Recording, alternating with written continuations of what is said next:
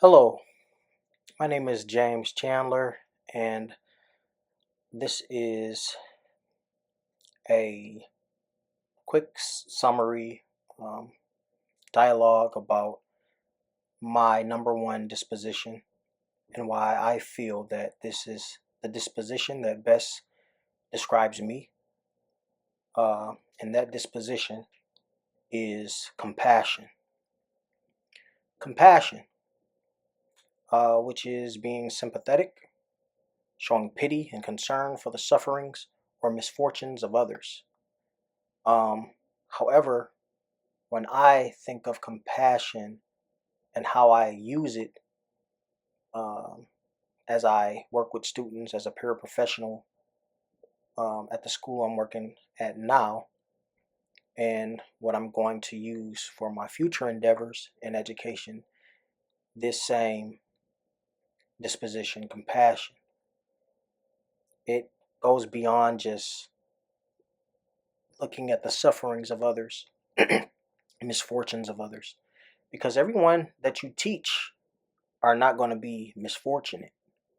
A lot of those students you're going to teach may be better off than you, may come from rich families, you know, may be smarter than you.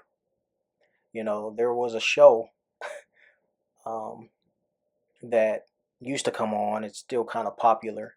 Are you smarter than a fifth grader? And a lot of people that came and tried to challenge those fifth graders found out. They found out that they were not smarter than a fifth grader. So the intelligence levels, uh, it goes beyond suffering, goes beyond misfortune. You know, we're talking about intelligence, we're talking about capability, um, the IQ of an individual could be very different. Could be higher, could be lower. But I chose compassion because it's more than just pity. It's more than just sympathy. It's more than just feeling empathy. But the main key thing that I zoom in on is understanding. With compassion, you want to get a grip on understanding. You know, the Bible talks about understanding. You know, in all you're getting, get understanding. In all you're getting, get understanding. That is incorporated into this compassion. You know, we have to understand the students we teach. Um, we have to encounter people with an understanding. We want to understand people by first understanding them before we judge them. Understanding where they're coming from, um, what type of learning experience they are having, what catches their attention, um, the different types of learning styles, just as much as the different types of teaching styles. We covered that. Compassion. When you have a compassion for people, you will want to show kindness. You will want to negotiate ways and different ways to treating people, to understand them, to feel sympathy. You feel what they're feeling. So you basically, it takes part and it takes root into you what the student is going through. You know, same thing goes with understanding the lesson, understanding the subject before you teach it. You have to have compassion for these children, the students. Have compassion for the lesson. Have compassion for your purpose. And that purpose is to teach, educate. That's why compassion is number one on my list, because it's broad. It's not narrow.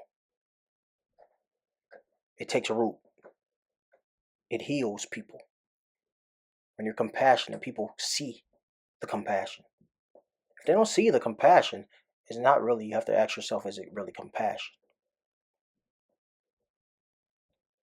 They see joy.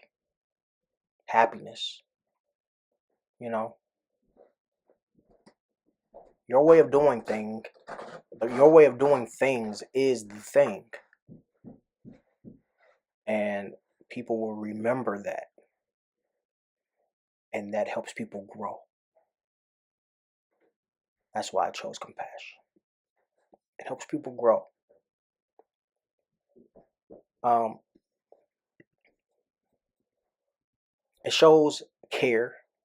It shows a concern. It's a sense of sensitivity, right? Because you have to be sensitive with people's feelings. If they're um, uh, low IQ, uh, special ed, you have to have a certain sensitivity for them. Love, brotherly love, tenderness, gentleness with people, mercy, showing mercy. When people make their mistakes, make their wrong choices, it shouldn't be always a bash, a backlash, or a bigger problem than what it is. Gentleness or mercy would give grace or another option outside of the choice. Leniency, right? Tolerance, consideration, kindness, humanity. We think about humanity. Charity, as we mentioned, love, benevolence, indifference. We recognize an indifference, and we want to make people feel welcomed. That's the first step, making people feel welcome. Welcomed in your classroom. Welcome. Sense of comfort. A comfort zone gets people interested. A comfort zone keeps people in your classroom and not put out all the time. In your classroom and not wanting to go anywhere else. They will want to see you as their educator. Their number one choice will be you because of the compassion. Thank you for this time.